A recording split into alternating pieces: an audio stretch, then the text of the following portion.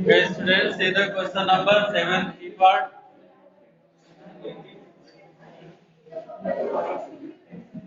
Question number 7 C part.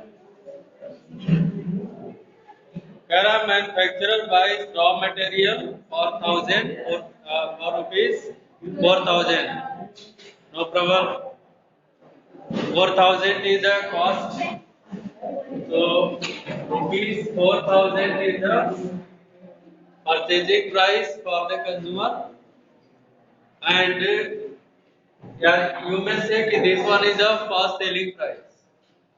Then the GST, or you may say input GST. Input GST equal 4000 5%.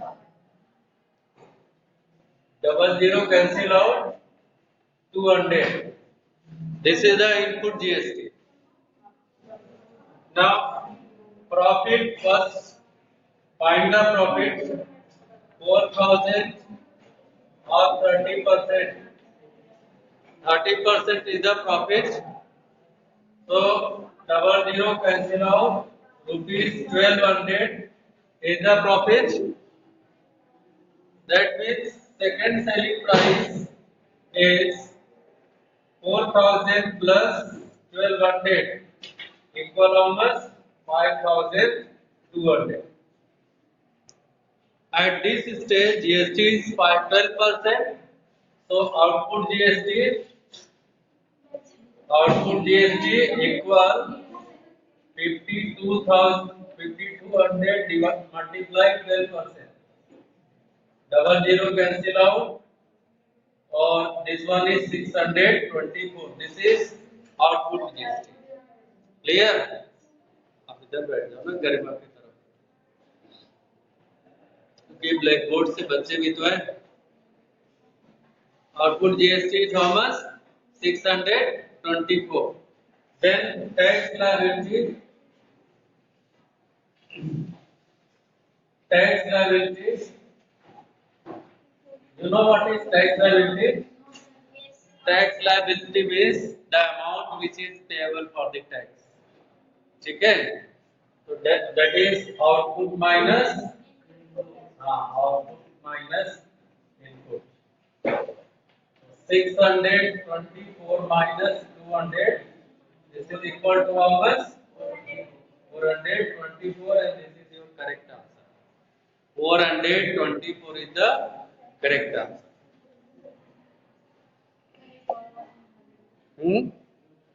Once again, देखो 4000 में cell किया है manufacturer, मतलब खरीदा है या किसी ने सेल किया मैन्युफैक्चरर को, तो 4000 पे इनपुट जीएसटी लगेगा 5%.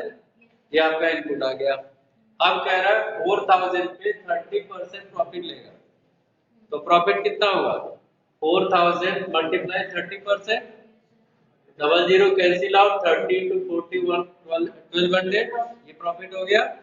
अब प्रॉफिट को इसमें ऐड कर देगा, तो कितने में खरीदा था, तो 1200 ऐड करने से 5200 में उसको सेल करेगा.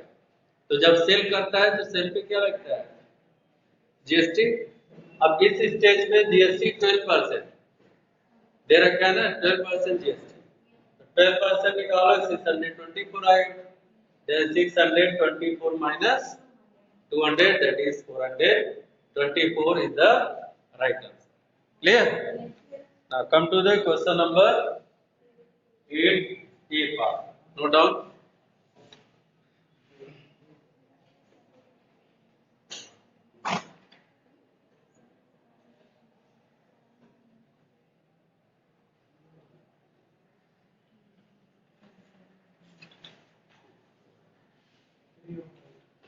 रब करें.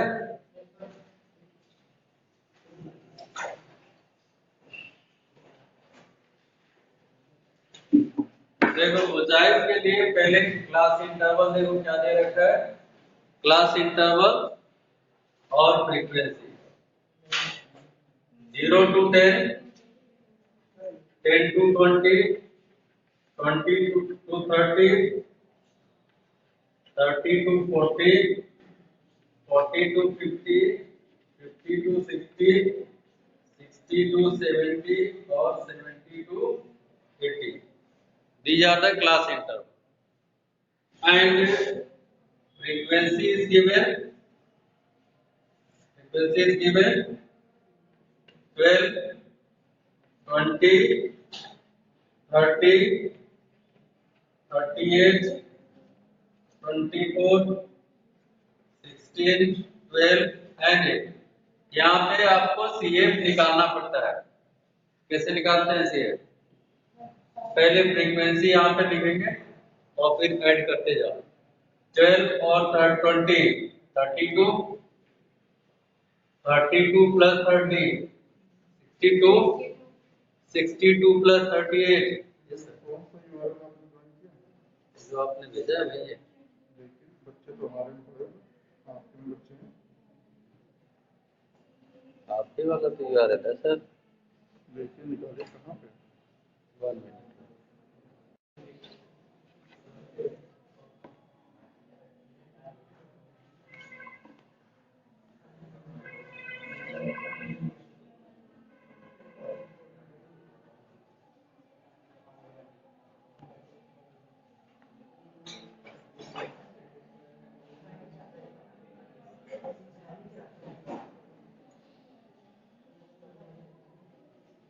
ठीक है, तो 62 plus 38 बोलो 60, 90, 100, 124 और ये आ गया 30, 1, 40, 152, 160। ठीक है, now take the coordinate. Go.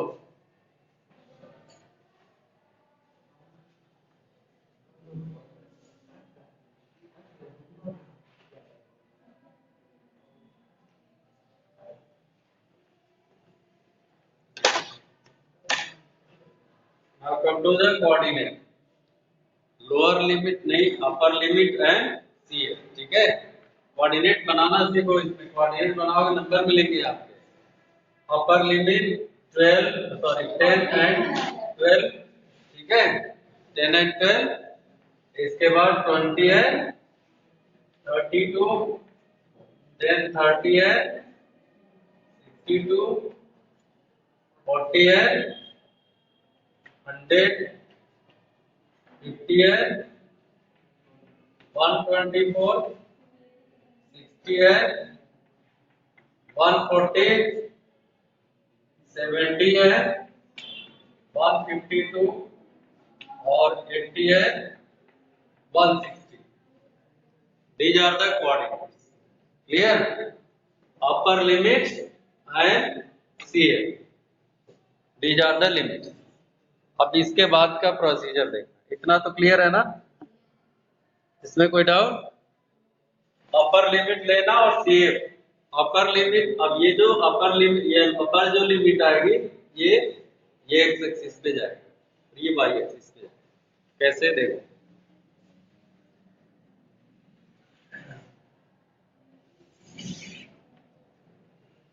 Interval क्या है? 0 to 10, 10 to 80 डायरेक्ट।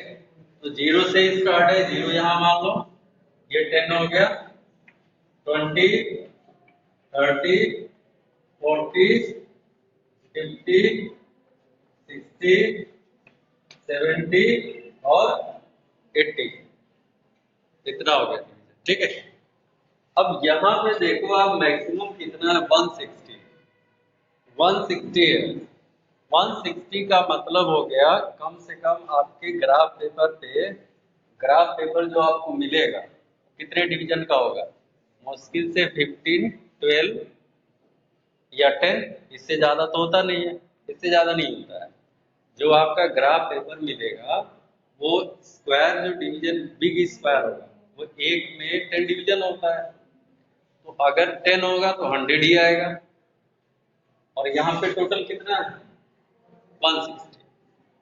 तो इसका मतलब 100 तो अगर एक एक यूनिट लेके चले तो 100 तो 160 तो आ नहीं पाएगा। तो 2 में एक कंसीडर कर ले तो 160 में कितना आएगा? बोलो। अगर 2 में 1 यूनिट कंसीडर करते हैं, सॉरी 1 में 2 यूनिट कंसीडर करते हैं, तो कितना आएगा 8। 160 बताओ, 160 कितना आएगा 80। 2 से आप कर दोगे ना, 2 से जस्ट डिवाइड करो। अब 80 डिवीजन आराम से आपको मिल जाएगा 10 स्क्वायर में, ड्रा हो जाएगा। तो आप इस पे देखो 10 1 स्मॉल डिवीजन या 1 स्मॉल डिवीजन इक्वल 1 यूनिट इस पे ले सकते हैं। इसमें क्वेश्चन में आपसे दे रखा है question wages in rupees number of workers.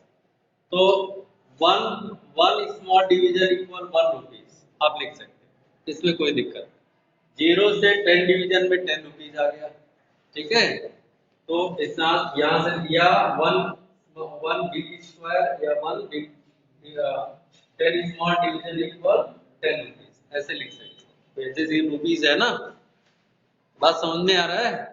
देखो इसमें 0 से 10 के बीच में 1 2 3 4 5 6 7 8 9 10 डिवीजन होते हैं। तो 1 डिवीजन में 1 रुपीस, 10 डिवीजन में 10 रुपीस, क्योंकि वेजेस दे रहा है इन रुपीस, तो रुपीस में आप सीधा सीधा कंसीडर करो। पर जब इस पे वाई एक्सिस पे चलेंगे इसको प्लॉट करने के लिए, तो इस पे इन 1 small division equal how many workers, बोलो 1 स्मॉल डिवीजन में कितने वर्कर, अभी बताया ना 1 स्मॉल डिवीजन में कितने वर्कर 20। 180 आपके ग्राफ में आएगा नहीं अगर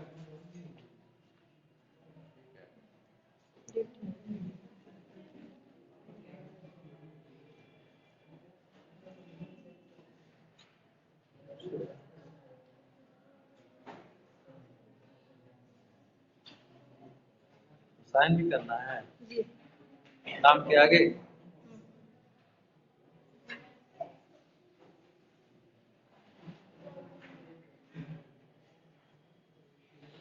ब्लैक पेन देना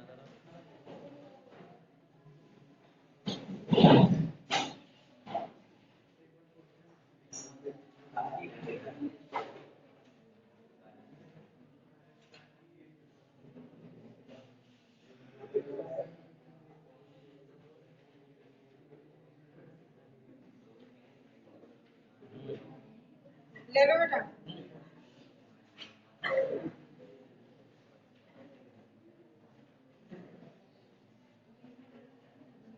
क्लियर, अब सुन लो। तो 1 small division equal 1 rupees per year, total are 160। अच्छा,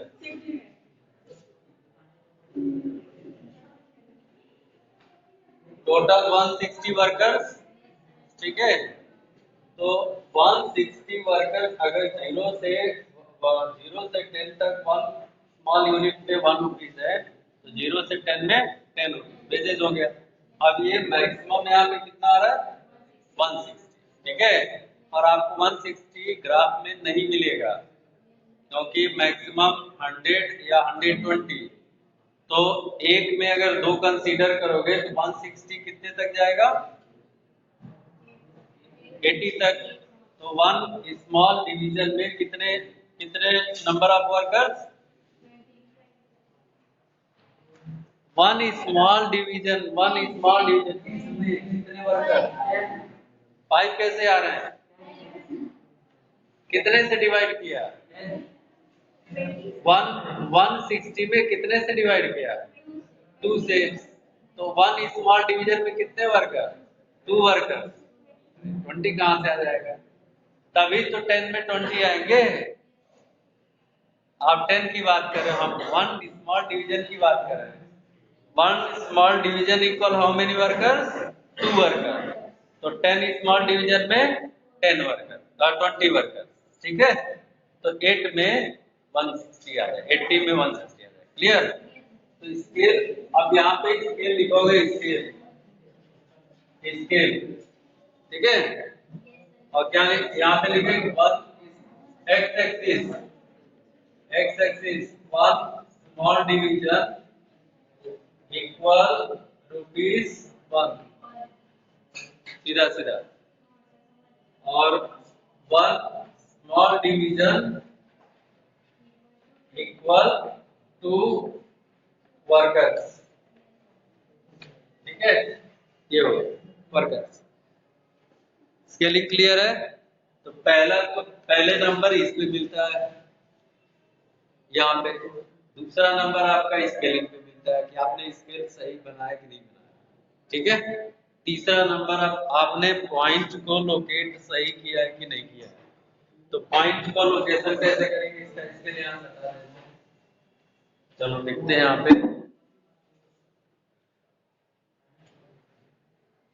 20,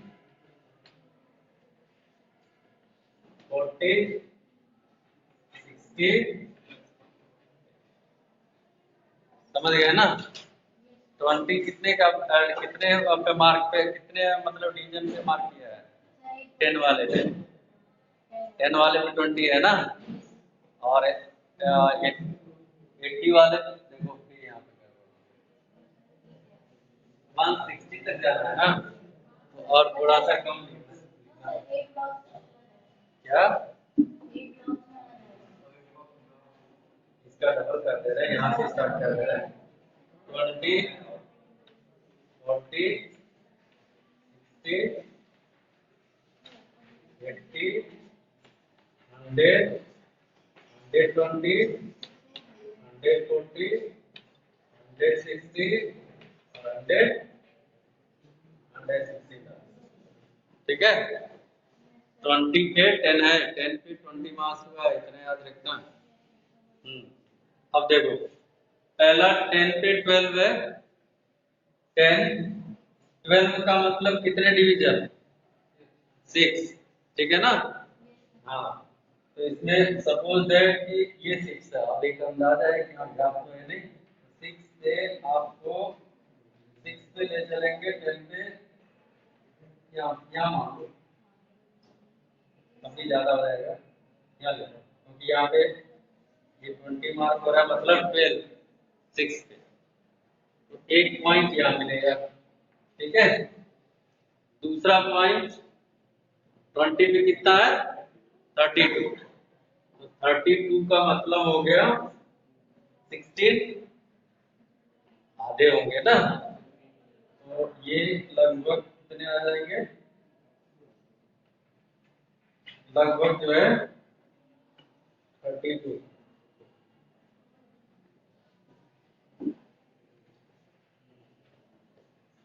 ये फिगर अबाउट यहाँ पे है।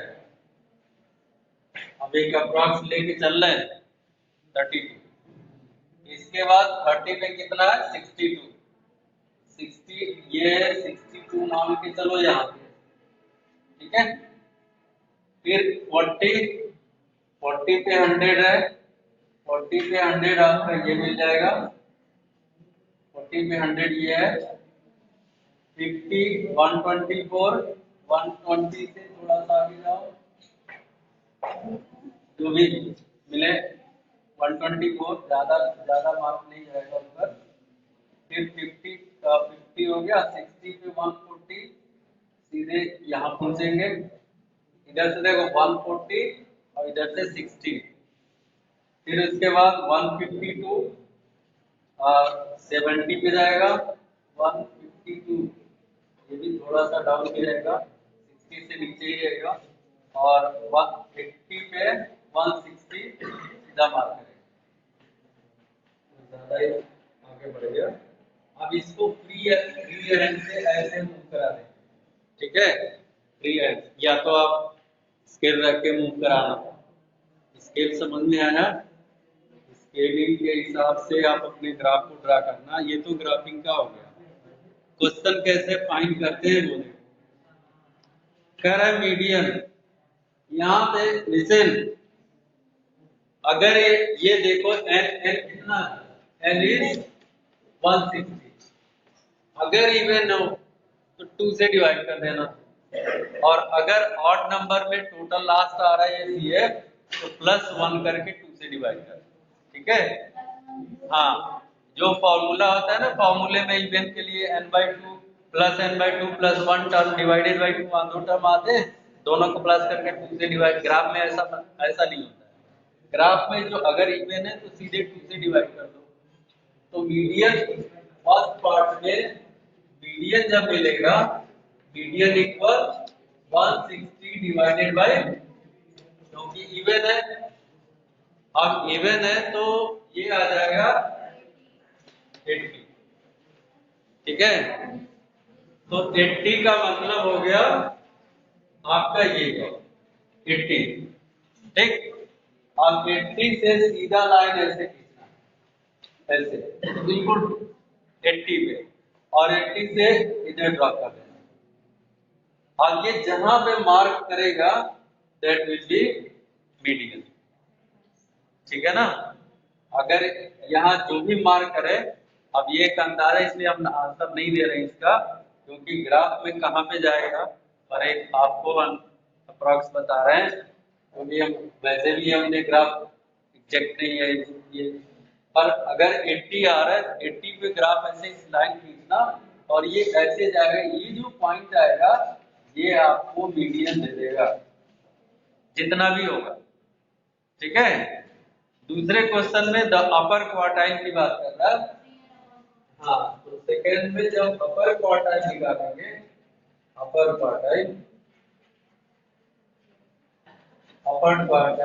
ये आ जाएगा 3n/4।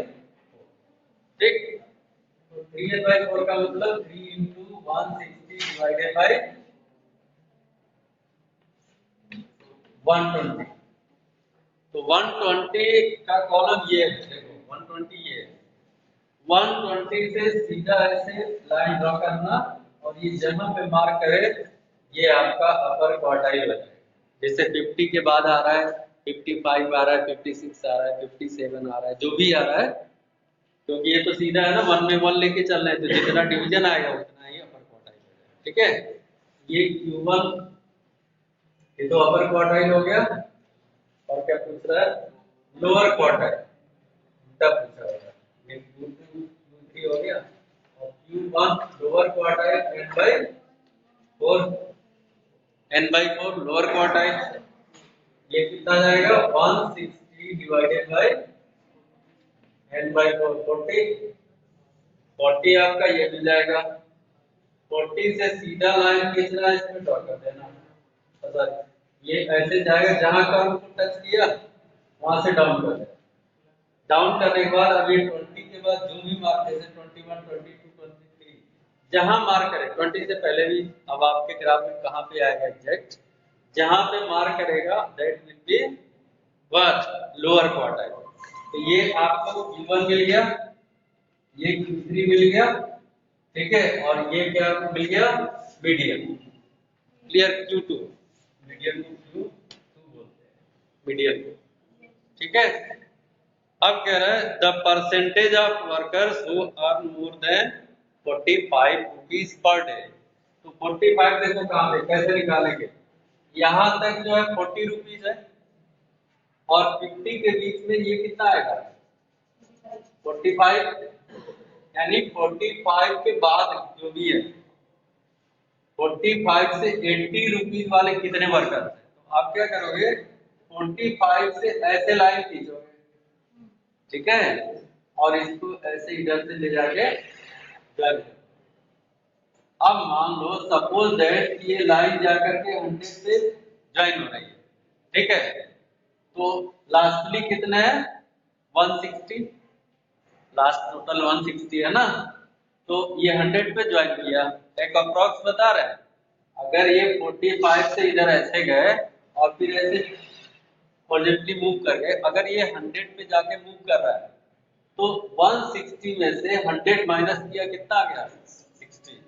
ठीक है, तो 60 वर्कर्स ऐसे होंगे जो 45 से ज्यादा रुपीस अर्न करेंगे, तो उनका परसेंटेज निकालना।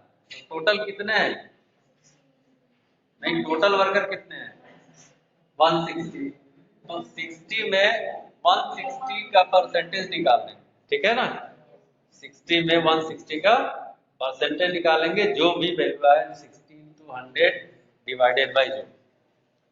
अब हम यहाँ पे आंसर आपको डिक्लेयर नहीं करेंगे, क्योंकि अगर आप ग्राफ पेपर ले आते ग्राफ में बनाए तो एग्जैक्ट आंसर आपको दिखेगा। ठीक है, प्रोसीजर यही है, ऐसे ही फाइंड करते हैं। नंबर ऑफ वर्कर्स है 45 पे ले जाओ, इधर ये आएगा पूरे 180 में 160 में से जो भी है माइनस कर दो, यहाँ जहाँ पे मार्क कर रहा है उतने नंबर ऑफ वर्कर्स निकल जाएंगे जो एबव 45 है, उनका परसेंटेज निकाल लेंगे 160। क्लियर है, बात समझ में आ गया? जैसे मान लो 160 माइनस 100 160 आ रहा है, तो 60 इंटू 100 डिवाइडेड बाई 160। ठीक है, जो भी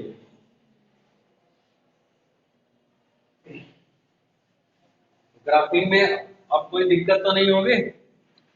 दो चीज ध्यान देना, पहले लिमिट कैसे लेंगे, सॉरी कोऑर्डिनेट कैसे बनाएंगे। पहली बात तो एक कंफर्म हो जाओ कि हमेशा 10 के इंटरवल में ही लेना है इसको, एक्स वाले में जो क्लास इंटरवल है हमेशा 1 में 1 ही लेना है, ताकि आपके लिए आसान 1 में 1। ये अगर क्वेश्चन पेपर में स्केल नहीं दिया हो तो कभी कभी दे देता है कि आप एक्स स्केल पे 2 सेंटीमीटर 20 डिवीजन इक्वल इतना ले लो, तो उस हिसाब से आपको करना है। इसमें नहीं दिया है तो स्केल अपनी तरफ देखना है।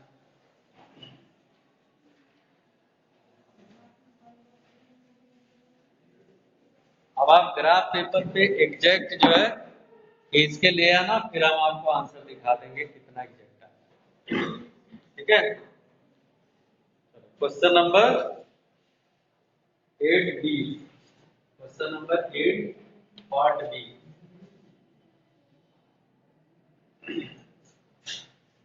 क्वेश्चन वैसे ये मैथ्स एंड मॉडल का था, हाँ मैथ्स एंड मॉडल का क्वेश्चन था, पर हमने आपको मैथ्स एंड मॉडल में हटवा दिया था, केवल total surface area and volume find करना था। तो टोटल जब सरफेस एरिया फाइंड करोगे, देखो ये कनेक्टेड है ना, कनेक्टेड है, ये तो सरफेस आएगा नहीं, ये तो आएगा नहीं। एक ये कर्व आएगा पाई आर है, एक ये आएगा, और एक ये सरफेस आएगा पाई आर स्क्वायर, और दूसरा ये आएगा 2 पाई आर। बस इतना ही जो है टोटल सरफेस। एक सिलेंडर का ये कर्व सरफेस, एक base area pi R square, और एक कोन का जो है ये वाला हिस्सा पाई आर। ठीक है, ये वाला 3 है, मतलब पीए से कितना आएगा pi R L plus 2 pi R H plus pi R, इतना ये हुआ टोटल सरफेस है। Now what are given here कि base radius is given 3, ये 3 centimeter is given, total is how much, total is बोलो भाई, टोटल कितना दिया है 14, और 4 सेंटीमीटर किसका हाइट है कोन की, इसकी हाइट 4 सेंटीमीटर है। ठीक है, ये 4 है, तो सिलेंडर की हाइट कितना हो गया, सिलेंडर की हाइट कितना हो गया 10। क्लियर, तो इसका कोन की स्लैंट हाइट आपको नहीं पता है, क्योंकि एल यूज होगा, तो एल निकालो, L equal you know H square plus R square. बोलो एच कितना है 4 स्क्वायर, आर कितना है 3 स्क्वायर, तो 16 प्लस 9 is equal to 25। Answer is ये स्लैंट हाइट है, 5 centimetre is the slant. L find, now come to the total surface area of this one। या तो सब में कॉमन ले लो या डायरेक्ट वैल्यू रख लो। ठीक है, 22/7 इंटू, देखो r सबका सेम है। अच्छा आप लोग आंसर पाई के टर्म हमने कटवा दिया था, वैसे कोई दिक्कत नहीं, पाई भी लिखो। ठीक है, तो पाई बाहर कर दे, पाई बाहर कर दो, RL plus 2RH plus R square ये आएगा। ठीक है, पाई R3 L कितना 5 प्लस 2 इंटू 3 इंटू 4, सॉरी ये उसका कोण का है ना, कोण का सेंटर का, इंटू 10 प्लस 3 स्क्वायर। ठीक है, तो 5 इंटू 15 प्लस 60 और प्लस 9 कितना आ गया 75 और 84 पाई। हाँ बिल्कुल तो नहीं आएंगे। 84 इंटू 22/7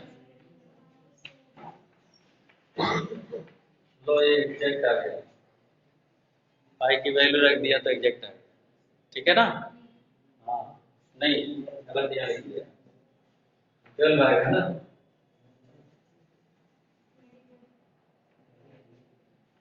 264 सेंटीमीटर इसमें 584 होता है, तो 12 टाइम टोटल का मल्टीप्लाई कर दो, 264 centimetre square is the total surface. अब इसमें आपने गलती क्या किया था, गलती आपने सिर्फ इतना किया था कि पहले तो इसमें पाई आर स्क्वायर ऐड कर दिया इसमें, और इसमें भी पाई आर स्क्वायर ऐड कर, जबकि इसका एक ही पाई आर स्क्वायर है, इसमें पाई आर स्क्वायर है ही नहीं, ये तो कनेक्टेड है। जो दिखेगा सरफेस वही टोटल होगा। एक ये दिख रहा है कर्व सरफेस, एक ये दिख रहा है कर्व सरफेस, और एक बेस एरिया पाई, इतना दिखेगा। ठीक है, टोटल जब देख कहता है तो वही सरफेस एरिया निकालते हैं जो दिखता है ऐसा, या एक चारों तरफ से, तो टोटल आपका ये दिखेगा, ये दिखेगा, ये दिखेगा और ये दिखेगा। ये तो सॉलिड ज्वाइंट है, दिखेगा ही सब। ठीक है, क्लियर है ना। तो एक पाई आर स्क्वायर है, एक 2 पाई आर एच है और एक पाई आर। रब करें नेक्स्ट क्वेश्चन, इसी में अगला भी पार्ट है वॉल्यूम। वॉल्यूम लगभग सबने फाइंड किया है वॉल्यूम, क्योंकि उसमें कुछ दूसरा अलग से करना ही नहीं था। वहां पर 3 pi R square H plus pi R square ये करना था। तो अगर पाई के टर्म में निकालना है तो 1/3 R square H plus R square, इसको एच भी अलग कर दो, pi 1/3 into 3 square into H 4 आएगा प्लस 3 स्क्वायर इंटू 10। ठीक है ना, पाई इंटू 3 से 3 कैंसिल, 3 इंटू 4 12 और प्लस 3 3 जा 9 10 जा 90, 102 पाई। 102 पाई को यहाँ से 7 से कटेगा, नहीं कटेगा, नहीं कटेगा ना, क्योंकि 102 7 से डिवाइड नहीं होगा।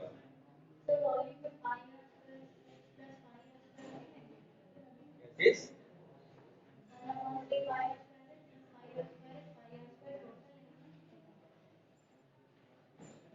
What is volume of cone? 1/3 pi r square. And what is volume of cylinder? बस इतना ही। ठीक है, अरे टोटल वॉल्यूम ही कह रहे हैं। This is 102 pi। Now 102 into 22 upon जो भी है मल्टीप्लाई करके centimetre, this is answer. Clear everyone? Thank you students.